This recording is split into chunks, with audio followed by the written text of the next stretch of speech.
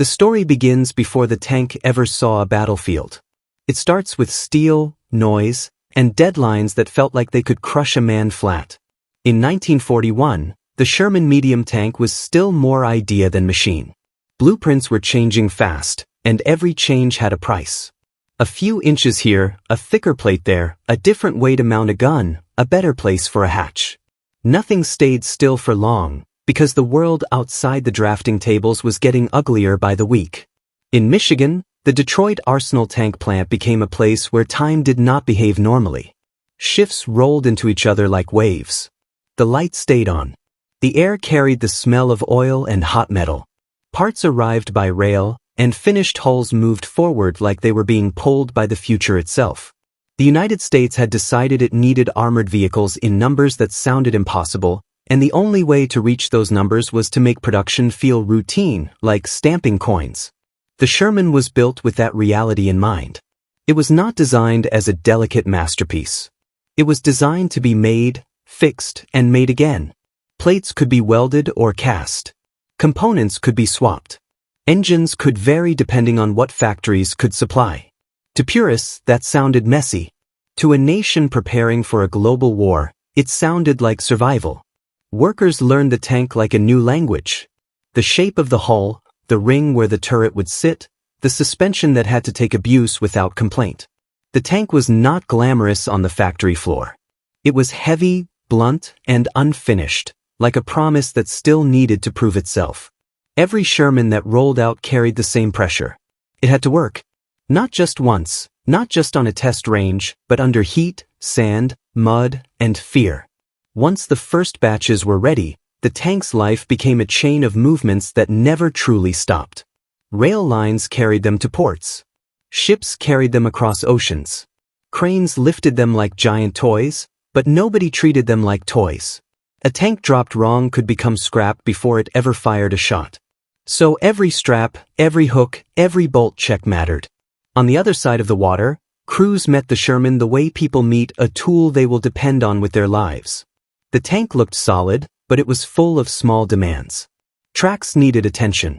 Engines needed care. The gun had to be cleaned and handled with respect. The crew learned the interior by touch, because in the dark, hands had to find levers and latches without hesitation. Outside the tank, the war had its own tempo. Weather turned roads into traps. Dust found its way into everything. Mechanics became as important as gunners. A tank that could not move was a target, and a target did not stay alive for long. The Sherman's early reputation formed in those quiet moments between movement and combat. It started with simple things. Starting reliably. Rolling when ordered. Turning without drama. Taking punishment that would have stopped a weaker machine. Then came the first real test, and it arrived with the kind of chaos no factory could ever reproduce. The Sherman entered combat during the North African Campaign. It was not alone. It had to fight as part of a system, alongside infantry, artillery, and supply lines that stretched thin. The desert did not care about intentions. It chewed up vehicles, men, and plans. In that environment, the tank's most important feature was not just its gun, but the fact that it could keep showing up, again and again, after repairs that might have ended other machines. But that did not mean it was invincible. Far from it. There were enemy guns that could punch through steel. There were ambushes that turned confidence into panic. There were moments where a tank crew realized too late that the terrain was wrong, or the timing was off, or the enemy was already waiting. The Sherman's greatest strength was also its burden. Because it was everywhere, it became the face of armored warfare for the United States and its allies. Every success raised expectations. Every loss became a loud argument. Some called it dependable. Others called it vulnerable. The truth was harsher and more complicated. The tank did not get to choose the fight. It only got to endure it. As the desert battles intensified, new lessons arrived with each burnt-out wreck and each tank that limped back with holes in its armor. Crews and commanders started adapting fast. Tactics shifted. Maintenance routines tightened. Field modifications appeared. Sand shields, stowage changes, small fixes that looked minor until they saved someone's life. And while that was happening under the desert sun, the factories back home kept pushing Shermans forward, faster, more refined, more standardized where possible, more flexible where necessary. The machine and the war were shaping each other in real time. By the time the Sherman rolled toward its next major proving ground, it was no longer just a new tank. It was becoming a traveling framework, a platform that could be rebuilt, upgraded, and repurposed. That was the quiet secret inside its steel body. Soon, it would face enemies built with a very different philosophy. Enemies that favored raw punch and intimidation. Enemies that could make even a confident crew feel suddenly small. The Sherman moved toward that meeting point, carrying all the weight of its production miracle and all the doubt that followed it, and the moment of collision drew closer with every mile. The Sherman's early combat life did not unfold like a clean demonstration. It unfolded like a storm. Dust blurred distances. Heat warped judgment. Maps lied the moment a track slipped off a road that looked solid from far away. In North Africa, the tank became a moving compromise between what engineers could build quickly and what soldiers needed urgently. It was not sent to prove a theory. It was sent because armored forces were bleeding, and the battlefield demanded something that could arrive in large numbers, survive long enough, and be repaired without a miracle. The desert punished everything. Fine sand found gaps in seals and settled into mechanisms with quiet patience. Engines ran hot. Metal expanded, then cooled, then expanded again, until tiny weaknesses became real problems. Tracks wore down faster than planners expected. Filters clogged. Optics dulled. Even a well-made machine could feel fragile out there, not because it was poorly designed, but because the environment treated every design as a challenge. Yet the Sherman kept returning. That repetition mattered. It created a kind of psychological pressure on the opposing side. A tank that appears once can be dismissed. A tank that appears again and again becomes a constant. It becomes a presence that reshapes how defenses are built and how attacks are timed. The Sherman's gun, its armor, and its mobility were part of the equation. But the larger truth was logistics. Spare parts, fuel, tools, recovery vehicles, workshops that could improvise solutions. A tank that can be fixed quickly becomes more than a vehicle. It becomes a system that refuses to collapse. Even so, danger was never far. The battlefield did not reward optimism. There were enemy anti-tank guns that could open a Sherman's armor at the wrong angle and the wrong distance. There were moments when a tank crested a rise and met fire already aimed. There were hulls that burned so thoroughly they looked like they had been emptied of history. Each loss taught harsh lessons. Crews adjusted how they moved, how they used terrain, how they coordinated with infantry and artillery. Commanders learned that a tank's protection was not only steel. It was also smoke, maneuver, and timing. The Sherman's survivability depended on how it was used as much as what it was. With each month of fighting, field changes started to appear. Stowage shifted to reduce risk. Extra track links and plates appeared on hulls, partly as practical protection, partly as superstition made physical. Some modifications were official, some improvised.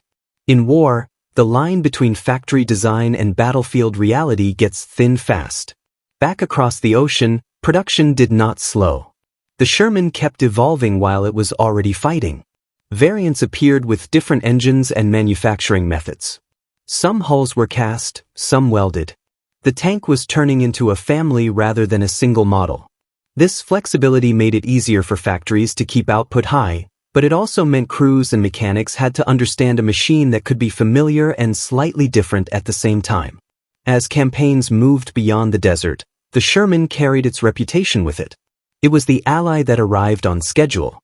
It was the machine that could be counted not as one tank, but as thousands. That scale created its own momentum. When planners imagined offensives, they imagined Shermans rolling in formation, because that was the armored reality they could actually field. But the next arenas would not be forgiving in the same way. Europe would bring hedgerows and narrow lanes and sudden close-range ambushes. The Pacific would bring different terrain and different threats. And behind those challenges waited the shadow that had been growing in every report, every rumor, every nervous adjustment to tactics. Heavier enemy tanks. The fear around them was not only about armor thickness or gun caliber. It was the feeling of meeting an opponent that seemed built for intimidation. A machine that could dominate an open field, erase distance, and punish mistakes with a single hit. The Sherman was not blind to that coming collision. The evidence was already there, in the way units requested better guns, in the way armor improvements were discussed, in the way training emphasized finding the first shot and the best angle. The tank's greatest advantage was still numbers and support, but the battlefield rarely offers comfort when steel meets steel. As the war widened, Shermans rolled off ships into new ports, onto new roads, and toward new front lines, carrying the same promise of dependability. Yet the closer they got to the heart of the fighting, the more the terrain closed in, and the more the enemy's defenses began to feel deliberate, layered, and patient. A dependable tank can survive a bad day. The coming days were setting up something worse than bad.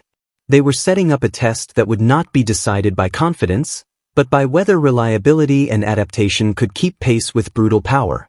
When the Sherman arrived in Northwest Europe, it entered a battlefield that felt smaller than the maps promised. Fields were cut into tight squares by thick hedgerows. Lanes narrowed into corridors. Trees and earthworks turned every bend into a possible trap. In open desert, distance could warn you. In Normandy, distance disappeared. The Sherman did what it was built to do. To move. It started. It climbed. It followed orders with a stubborn consistency that kept entire offensives from stalling. But in the hedgerow country, the tank's biggest strength, mobility, was constantly being negotiated. A few meters of brush and dirt could block lines of sight like a wall. A hidden gun could wait behind it, silent, patient, and perfectly placed. This was where the war stopped feeling like sweeping maneuvers and started feeling like close-range violence. Anti-tank teams learned the terrain the way hunters learn a forest. They did not need to win a fair fight. They only needed to catch a tank at the wrong angle, at the wrong time, with the wrong assumptions. A Sherman pushing into a gap could be hit before the crew even understood where the shot came from. A road that looked safe could become a funnel. A village street could become a straight line into a killing zone. The tank crews adapted fast because they had to. Infantry support became less like an accessory and more like a lifeline. Artillery and smoke became tools to carve space out of a landscape that refused to give it. Engineers began working alongside tanks in ways that felt improvised at first, then quickly became routine. Soon, new tricks appeared on the Sherman itself. A blunt, practical invention spread through the units in Normandy. Steel prongs were welded to the front of tanks to cut through hedgerows instead of climbing over them. This mattered more than it sounded. Climbing a hedge lifted the front of a tank, exposing its weaker underside and forcing it into a slow, awkward position. Cutting through meant the tank could stay lower, move faster, and surprise defenders who expected the old approach. It was not elegant, but it worked. The Sherman was a platform that accepted ugly solutions if those solutions kept it moving. Even with adaptation, the reports that haunted crews became more common. Heavier enemy tanks and tank destroyers appeared in the same tight terrain that magnified their strengths. A bigger gun did not need a long duel when the first shot could come from a hidden angle at short range. A thicker front plate mattered when every lane became a face-to-face meeting at the worst possible distance. The Sherman could win those encounters, but it was rarely comfortable.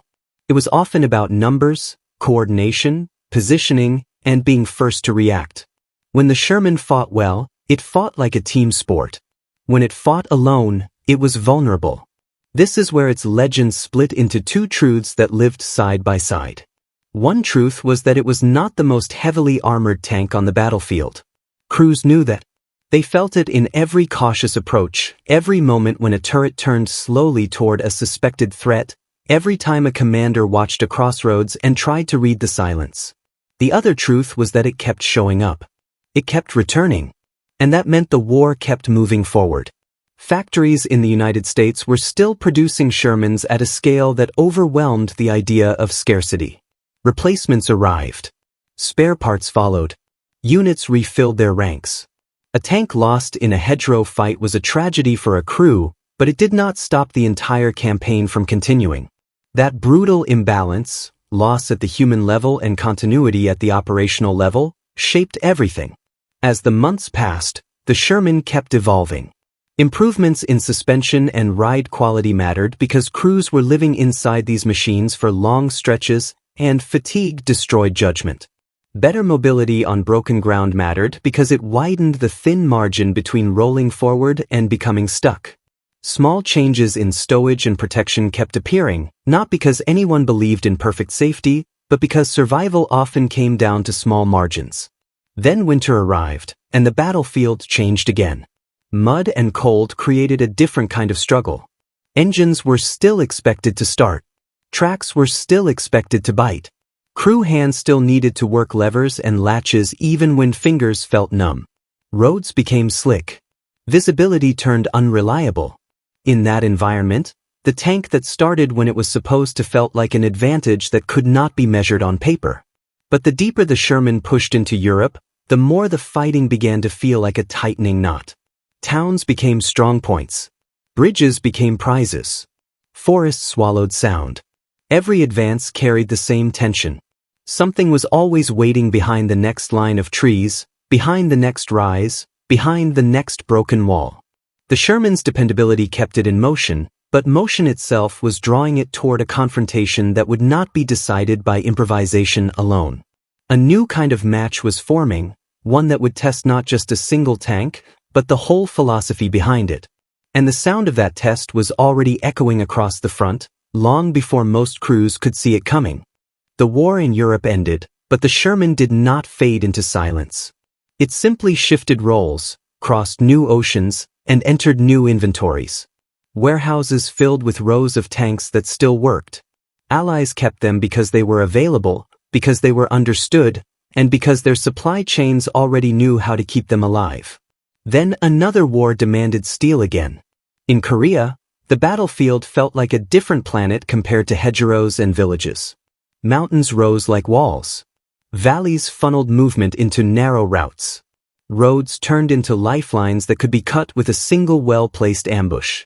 Seasons were extreme. Summer heat could drown an army in mud. Winter could freeze metal and men into slow motion. The Sherman returned to combat there in multiple forms, but one variant carried a reputation that spread fast through crews and mechanics. The M4A3E8, often called the Easy 8, became the version that felt the most balanced for the terrain and pace of the fighting. Its improved suspension gave it a steadier ride over broken ground.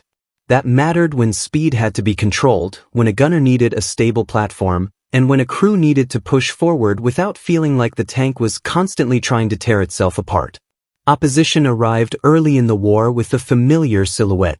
The Soviet-built T-34, especially the T-34 with an 85mm gun, appeared on the battlefield and carried its own legend.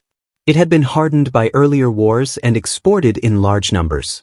In the opening phases, those tanks supported pushes that relied on momentum and shock. Roads filled with refugees and supply vehicles. The sense of order broke quickly, then had to be rebuilt under pressure. The Sherman was drawn into this chaos because it could be trusted to operate.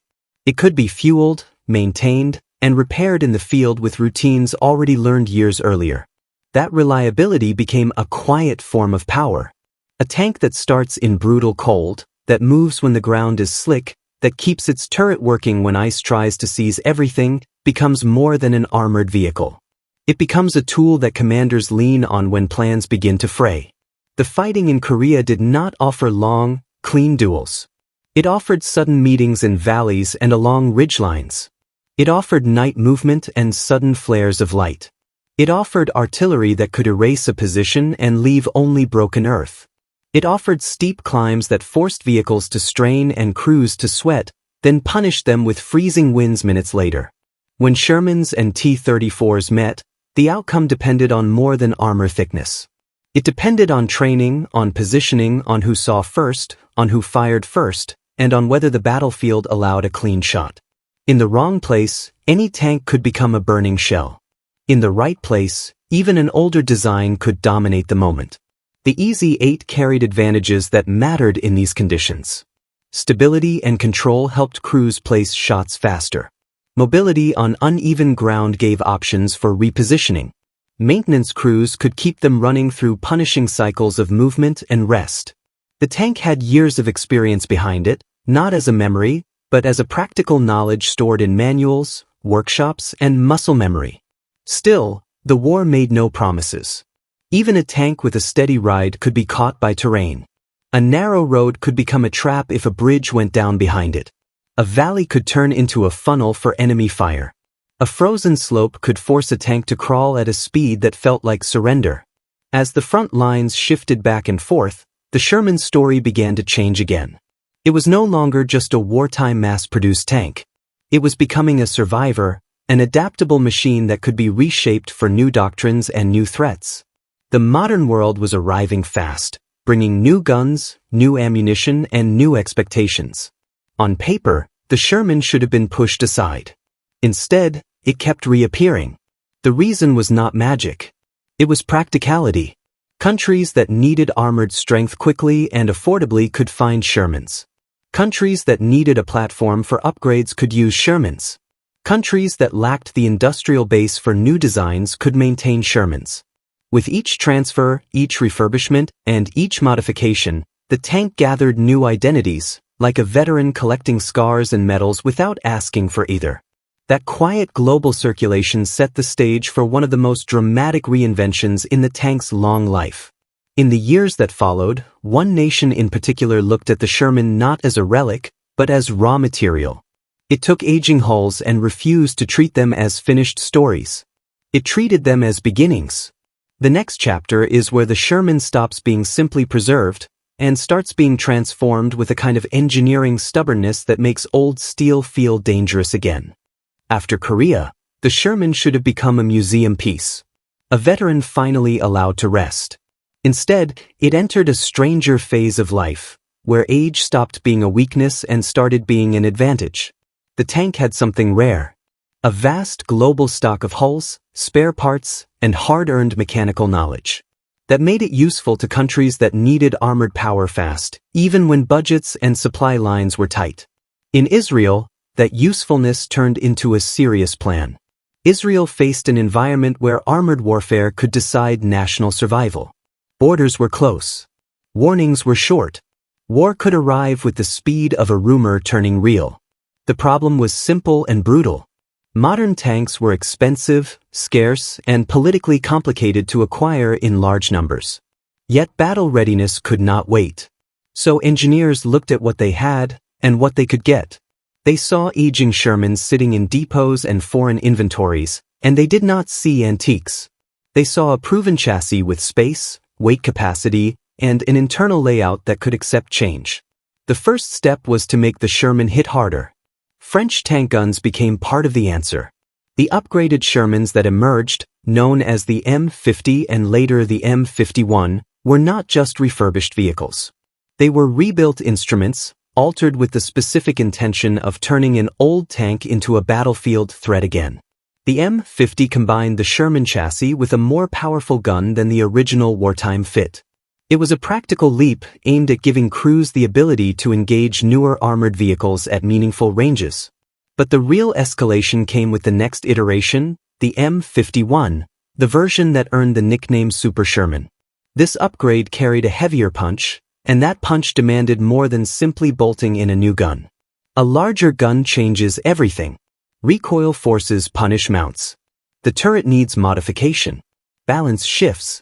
Ammunition storage changes. The internal rhythm of crew work changes. Even the way the tank moves can change, because weight and power have to stay in harmony or the whole machine becomes clumsy. Engineers pushed through those constraints with the same mentality that made the Sherman survive in the first place. If a part could be replaced, it was replaced. If a system could be adapted, it was adapted.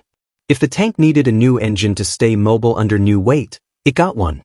If stowage needed reworking, it was reworked. The Sherman was treated like a platform, not a sacred design. The result was a vehicle that looked familiar from a distance but carried a different personality up close. It still had the Sherman silhouette. It still carried the same broad logic of crew layout and armored shape. But inside, it was a new argument made from old steel. These upgraded Shermans did not exist for parades. They were built because Israel needed armored strength that could be fielded and sustained. They entered service and trained hard, not as a backup plan, but as a piece of the main force. Then the Middle East wars arrived, and the upgraded Shermans moved from workshops and training grounds into the real heat of combat. The terrain did not offer softness.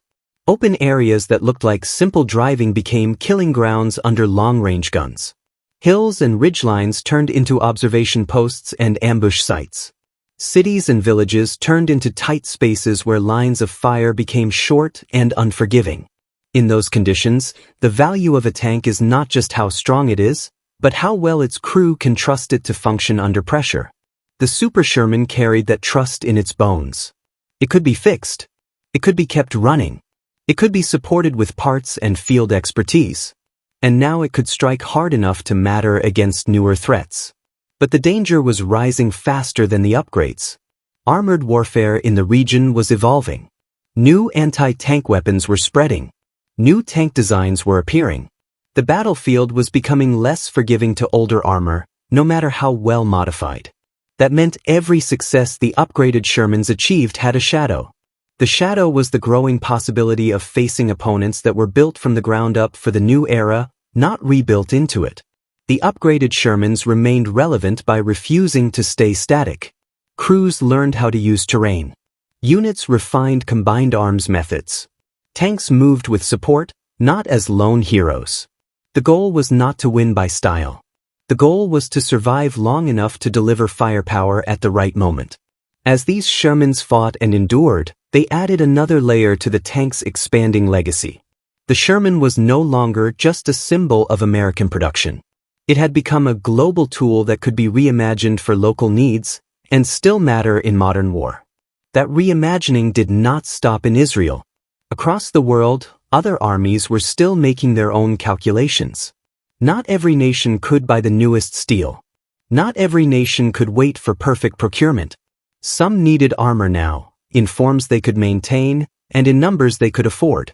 The Sherman remained the answer in surprising places, moving into conflicts that did not look like World War battlefields, but carried their own intensity and stakes. One of those conflicts would turn the Sherman into a decisive presence again, far from Europe and Korea, in a battle where terrain, deception, and resilience shaped the outcome. The road led toward a flat landscape, heavy heat, and a confrontation that would prove, once again, how long an adaptable machine can stay dangerous.